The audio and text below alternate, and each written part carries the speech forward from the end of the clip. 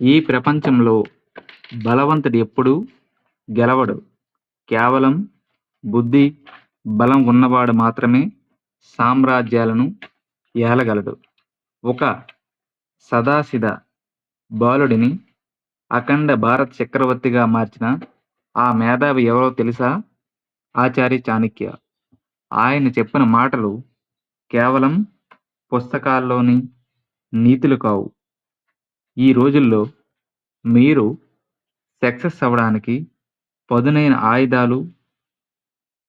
ఈరోజు మనం చాణక్యుడి జీవితం నుండి ప్రతి ఒక్కరూ నేర్చుకోవలసిన 3 ముఖ్యమైన రహస్యాలను తెలుసుకుందాం. పాయింట్ నెంబర్ 1, మీ రహస్యాలను ఎవరికీ చెప్పకండి.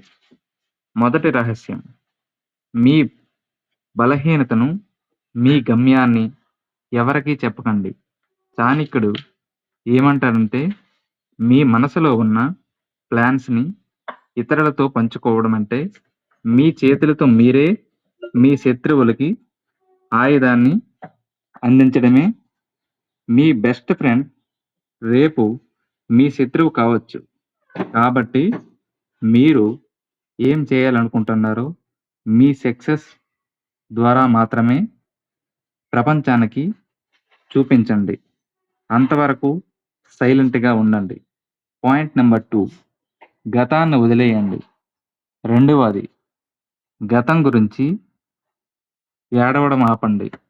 జరిగిన తప్పులను తలుచుకొని బాధపడటం వల్ల సమయం వృధా అవుతుంది తప్ప ఉపయోగం లేదు.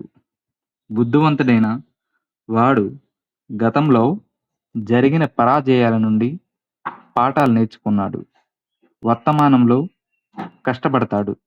భవిష్యత్తును తానే నిర్ణయించుకుంటాడు. నిన్న మీరు ఓడిపోయి ఉండొచ్చు, కానీ ఈరోజు మీ చేతుల్లో ఉంది.